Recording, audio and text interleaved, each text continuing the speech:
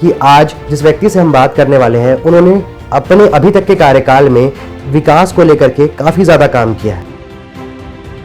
मेरे कार्यकाल में 2.5 साल में रायगढ़ की सड़कें बेहतर हुई हैं और इस 2.5 साल में मैंने प्रयास किया है कि रायगढ़ की जितनी सड़क हैं, आंतरिक सड़क, रायगढ़ शहर की बात करूँ तो सारे सड़कों को हमने ठीक किया है। एक बात और जो समस्या सबसे ज़्यादा सामने आती है वो प्रदूषण की है।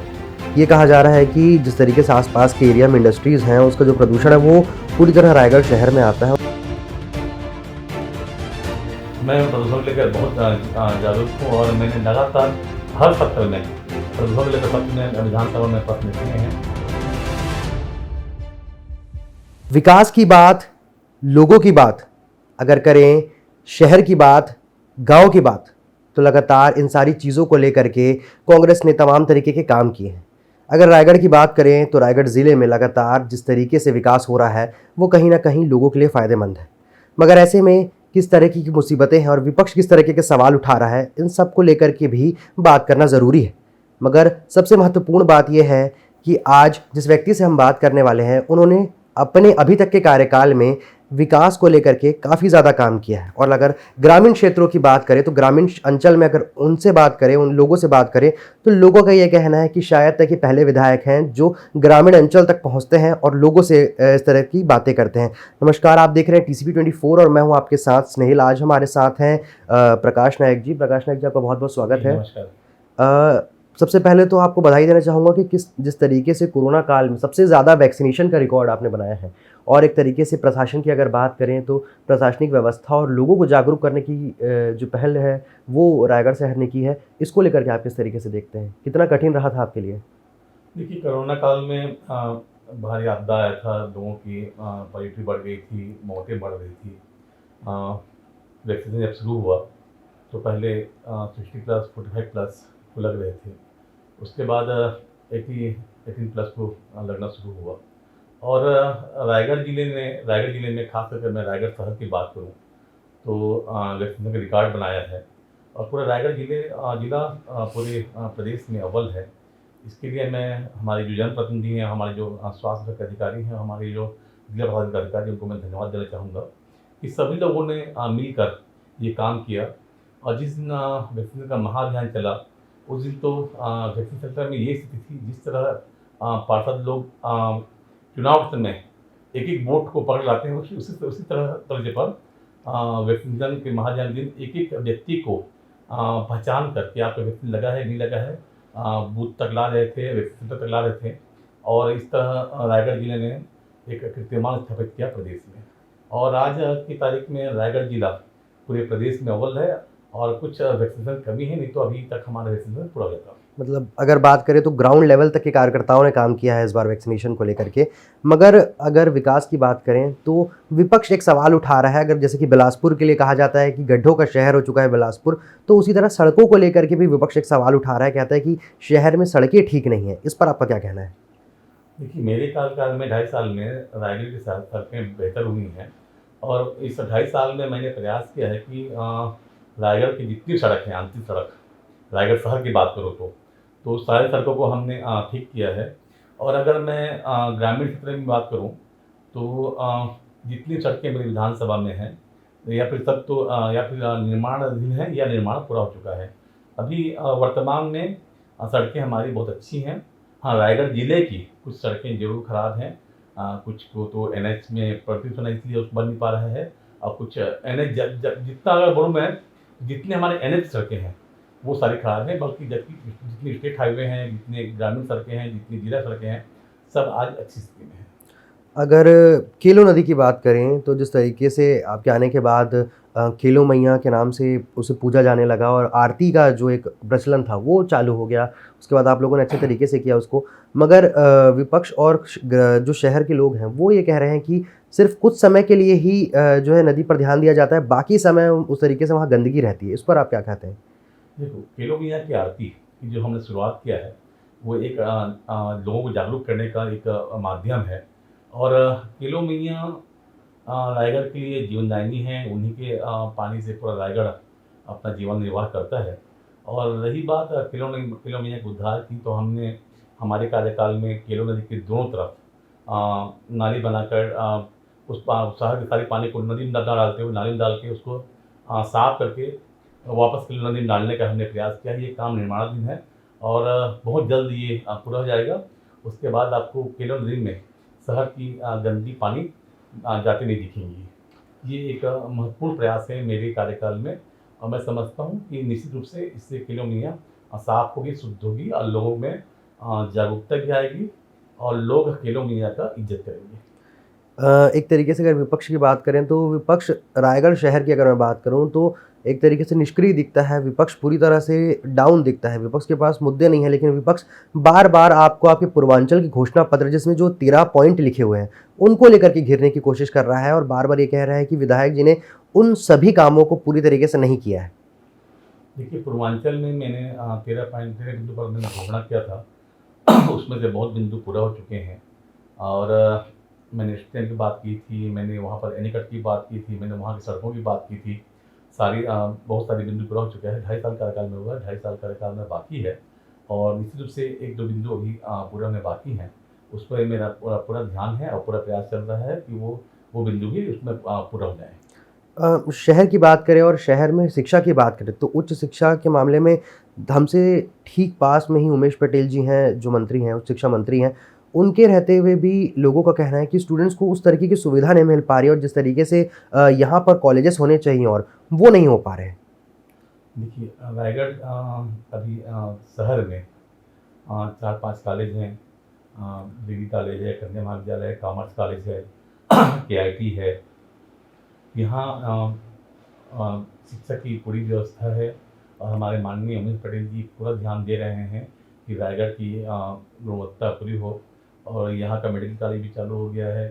लगभग हम चाहे वो तकनीकी क्षेत्र में हो, चाहे हम स्वास्थ्य क्षेत्र शिक्षा में हो, चाहे हम बाकी शिक्षा में हो, सब में हम आगे हैं और लगातार हम प्रयास कर रहे हैं कि यहाँ के बच्चों को उच्च शिक्षा मिले। एक बात और जो समस्या सबसे ज़्यादा सामने आती है वो प्रदूषण की है। ये कहा जा रहा है कि जिस तरीके से आसपास के एरिया में इंडस्ट्रीज़ हैं उसका जो प्रदूषण है वो पूरी तरह रायगढ़ शहर में आता है और जिस तरीके से शाम के समय अगर हाईवेज़ के आसपास जाएँ या थोड़े आउटर में जाएँ शहर के तो वहाँ पर फ्लाई ऐश की दिक्कतें और दूसरी चीज़ जो है प्रदूषण की दिक्कतें आ रही हैं। इसको लेकर किस तरीके से आप काम करेंगे? देखिए, रायगढ़ एक औद्योगिक जिला है और जब यहाँ उद्योग स्थापित होना शुरू हुआ तो लोगों को रोजगार भी मिला, साथ ही साथ लोगों को प्रदूषण के मार भी झेलना पड़ा।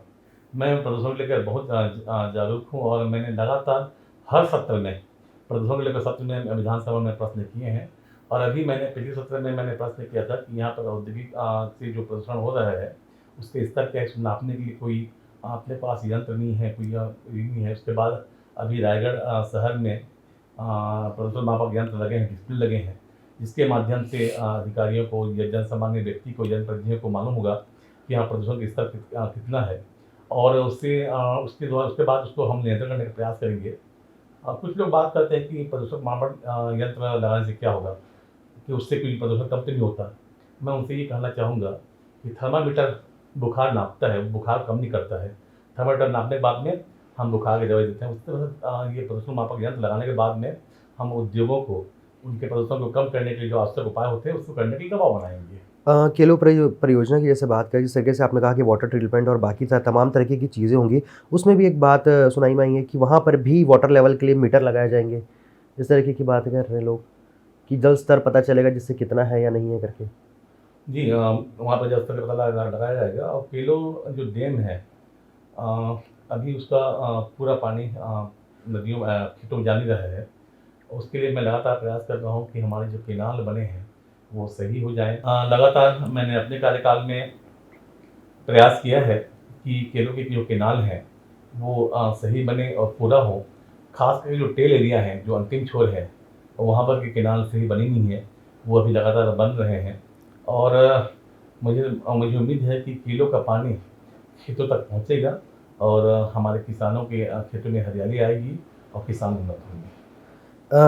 जब ग्रामीण क्षेत्रों में जब मैं गया तब ग्रामीणों से मैंने बात की तब उनका कहना है कि जब आप आते हैं तो ग्रामीण क्षेत्रों का दौरा आप सबसे ज़्यादा करते हैं फिलहाल अपने कार्यकाल में, ये बात पता चली कि हालांकि अच्छी बात है कि कोई विधायक अपने ग्रामीण क्षेत्रों तक जा रहा है। हालांकि जिस तरीके से राजीव गांधी न्याय योजना की बात करें या बाकी चीज़ों की बात करें कांग्रेस की, तो ग्रामीण अंचलों पर ज़्यादा फोकस किया गया है, नरवा गरवा घुरवा बारी पर फोकस किया गया है। ऐसे में ग्रामीणों का कहना है कि जब भी आपको समस्या बताते हैं तो आप हंसते हंसते उसे सॉल्व कर देते हैं। आखिर इस तरीके का जो प्यार है ग्रामीणों का, आपके लिए वो अलग से दिखता है। देखिए, मैं मेरे विधानसभा में शहर भी है और गांव भी है। मैं निवास करता हूँ शहर में। शहर के लोग तो मुझे हमेशा मिल जाते हैं, घर आ जाते हैं मिलने। ग्रामीण को दिक्कत आती है मुझसे मिलने के लिए, इसलिए मेरा फोकस रहता है ग्रामीण में जाऊँ, ग्रामीण क्षेत्रों में जाऊँ, मैं उनसे मिलूँ और उनकी जो समस्या होती हैं, छोटी मोटी समस्या होती हैं, उसका निदान करूँ मैं। और मेरा काम ही वही है, जनप्रतिनिधि इसलिए बना हूँ कि मैं जनता की समस्याओं को दूर कर सकूँ। और राजीव गांधी किसान न्याय योजना का लाभ किसानों को मिल रहा है। और इस कोरोना काल में जब पूरे देश की अर्थव्यवस्था चरमरा गई थी, तो किसान ही एक ऐसे वर्ग थे जिनको लगातार नकदी पैसा मिल रहा था। और उसके उठते पैसे की वजह से हमारा छत्तीसगढ़ प्रदेश का अर्थव्यवस्था सुदृढ़ था। यहाँ की जो मार्केट है उसमें मंदी नहीं थी, यहाँ के मार्केट में चहल पहल था। मैं आपको बताना चाहूँगा, पिछले दिवाली में जब पूरी देश की बाजार सुनसान थी, तो छत्तीसगढ़ का बाजार आबाद था। लोग बाइक खरीद रहे थे, लोग कार खरीद रहे थे, लोग सोने चांदी खरीद रहे थे। कारण हमारी योजना है राजीव गांधी किसान न्याय योजना और हमारी गोधन न्याय योजना। ये दो ऐसे फैक्टर थे जिन्होंने हमारे ग्रामीण जनों को के जेब में पैसे की कमी होने न दिया। अगर तीसरी लहर की बात करें तो ये आशंका लगाई जा रही है कि तीसरी लहर अगस्त के महीने के बाद आ सकती है। ऐसे में जहां पर रायगढ़ में इस तरीके से आपने काम किया है, वैक्सीनेशन को तेज़ी लाई है, तो अगर तीसरी लहर आती है तो किस तरीके से आप इसके लिए तैयारी कर रहे हैं? देखिए, रायगढ़ जिले में 18 प्लस और 45 प्लस और 60 प्लस ये मैक्सिमम लोगों को फर्स्ट डोज तो लग ही चुका है, सेकेंड डोज लग चुका है। मुझे लगता है कि तीसरी डोज जाएगी तो रायगढ़ में उसका प्रकोप कम रहेगा। उसके बावजूद हमने पूरी जो अस्पताल की व्यवस्था कर रखी है। केआईटी में हम लोग 500 बेड की व्यवस्था कर रखे हैं, मेडिकल कॉलेज में 500 बेड की व्यवस्था कर चुके हैं। हर सीएससी पीएससी में हमारी ऑक्सीजन की बेड की व्यवस्था है। तो हम लोग पूरा तैयार हैं तीसरी लहर के लिए। और तीसरी लहर इस बार यहाँ आएगी भी तो ज़्यादा प्रकोप नहीं मचा पाएगी। हम लोग एकदम से उसके लिए तैयार हैं और लोग सुरक्षित इस बीमारी से निकलेंगे बाहर। एक आखिरी सवाल मेरा, अगर पिछले बार के चुनाव की बात करें तो पिछले बार दो जो पूर्व विधायक हैं वो थे आपके सामने, तो मुकाबला आपके लिए कितना कठिन था? देखिए, मैं नया कैंडिडेट था और मेरे सामने रायगढ़ के जो दो दिग्गज व्यक्ति हैं, एक पूर्व विधायक आदरणीय विजय अग्रवाल जी थे। दूसरे हमारे वर्तमान विधायक उस समय के आप तो नहीं रहे, स्वर्गीय रोशन अग्रवाल जी थे। और दोनों पके पकाए मंजे हुए नेता थे। उनकी पकड़ भी बहुत मजबूत थी। लेकिन मुझे भरोसा था कि मैंने जो पिछले 15-20 साल में लोगों तक मैं पहुंचा हूं, लोगों का काम किया हूँ, छोटे मोटे काम किया हूँ, और उसका मुझे लाभ मिलेगा। और सबसे बड़ी चीज़ ये होती है कि जब भी चुनाव होते हैं तो चुनाव का 5-7 महीने का काम नहीं आता। इसलिए मुझे विश्वास था कि मैं ये चुनाव जीतूंगा। और अंततः वही हुआ कि मैं जो लोगों के मन में ये अफवाह, मन में ये भ्रांति थी कि प्रकाश नायक खड़े रहेंगे, प्रकाश नायक चुनाव जीत के आए और विधायक बने। अ, अगर शहर की बात करूँ तो शहर में लोगों का कहना है, भले विपक्ष तमाम तरीके के सवाल उठाता है, मगर जिस तरीके से सांसद जो है गोमती राय जी, उन पर जो है जनता सवाल उठा रही, कहते कि वो निष्क्रिय हैं, वो यहाँ क्षेत्र में दिखाई नहीं देती और किसी भी तरीके से समस्या का उनके पास अगर जाओ तो निराकरण नहीं होता है। और वही बात अगर आपसे की जाए, अगर आपके उसमें देखी जाए तो ये कहा जाता है कि आप आधी रात को भी फ़ोन करते हैं तो आप फ़ोन उठाते हैं, समस्या को किसी तरीके से सुनते हैं। तो ये किस तरीके से, अगर सांसद से आप क्षेत्र को लाभ हो रहा है कि नहीं उनके बनने के बाद? देखिए, गोमती साहब जी एक अच्छी महिला है, उनके बारे में कुछ कहना नहीं चाहूँगा मैं। बहुत ही योग्य हैं, वो जिला पंचायत में अध्यक्ष उपाध्यक्ष रही हैं और वो राजनीति में पके पकाई हैं, मंजी हुई खिलाड़ी हैं। लेकिन मैं इतने कहना चाहूँगा कि कोई भी जनप्रतिनिधि हो, वो अगर जनता की बात नहीं सुनता है तो मुझे लगता है कि लोकतंत्र के लिए बहुत ख़राब बात है। लोकतंत्र में जनप्रतिनिधि को ये होना चाहिए कि वो अपनी जनता की बात सुने, क्योंकि जनता ने उसको अपना प्रतिनिधि इसलिए बनाया है कि वो समय पर उनका काम कर सके, समय पर उनकी आवाज़ को सही जगह तक पहुंचा सके। और मैं समझता हूं कि मुझे जनता ने अपनी आवाज़ के रूप में चुना है, कि मैं उनकी आवाज़ को जिस जगह तक, चाहे वो तहसील स्तर तक हो या जिला स्तर तक हो या प्रदेश स्तर तक हो, पहुँचाऊँ। और मेरा प्रयास ये रहता है कि मैं जनता की आवाज़ बनूँ, जनता की आवाज़ बन के उनकी समस्याओं को, उनकी जो प्रॉब्लम है उनको मैं सही जगह तक पहुँचाऊँ और उनकी आवाज़ बनकर मैं उनकी समस्या का निदान करूँ। ये मेरा सोचना है। जनता ने आपको अपनी आवाज़ माना है, एक बार चुना है, तो क्या लगता है आपको अभी तक के जितना कार्य आपने किया है और आगे जो 2.5 साल का वक्त बचा है उसमें आप कार्य करेंगे, तो उसके बाद क्या अगली बार जनता फिर से आपको चुन सकती है? देखिए, जनता जागरण होती है और मैं तो काम में विश्वास रखता हूँ। मैं काम कर रहा हूँ और जनता अगर चाहे तो हमें फिर बैठा सकती है, जनता चाहे तो हमें निकाल सकती है। जनता का मन, जनता की इच्छा, जनता अगर हमें परखेगी और परीक्षा लेगी, उसको ऐसा लगेगा कि प्रकाश नायक सही काम किया है, तो प्रकाश नायक को पुनः मौका देगी। उनको ऐसा लगेगा कि प्रकाश नायक ने अच्छा काम नहीं किया है, तो प्रकाश नायक का मौका नहीं देगी। और मैं प्रयास कर रहा हूँ कि मैं जनता की अपेक्षा में खरा उतरूँ। तो ये थे हमारे साथ प्रकाश चक्राजीत नायक, जो लगातार शहर से लेकर के गांव तक विकास की बात करते हैं और विकास अगर देखा जाए तो शहर में, रायगढ़ शहर में दिखाई भी देता है। अगर बात करें वादों की तो विपक्ष तमाम तरह के सवाल उठाता है, मगर ग्रामीण अंचल पर जाने में पता चलता है कि इतने समय में, पिछले 2.5 साल में लगातार जो घोषणा पत्र में चीज़ें थीं वो कहीं ना कहीं होती दिखाई दे रही है। तो ये माना जाए कि ग्रामीण के क्षेत्रों में जिस तरीके का काम चक्राजीत नायक के बेटे जो हैं प्रकाश नायक जी ने किया है, वो एक तरीके से सबसे अच्छा दिखाई देता है। और दूसरी चीज़, खुद जब डॉक्टर साहब सिंचाई मंत्री रहे हैं तो उस तरीके की चीज़ों को लेकर के, केलो परियोजना को लेकर के काम करना और किसानों को लाभ दिलाने के काम ये बखूबी कर रहे हैं। तो ये थे हमारे साथ तो ये थे हमारे साथ प्रकाश नायक जी। प्रकाश नायक जी, आपको बहुत बहुत धन्यवाद। लगातार शहर से लेकर के गांव तक के मुद्दों को आपके बीच पहुंचाते रहेंगे और आपकी मुलाकात कराते रहेंगे जनप्रतिनिधियों से, जो आपको बताएंगे कि आखिर विकास कितना हुआ है।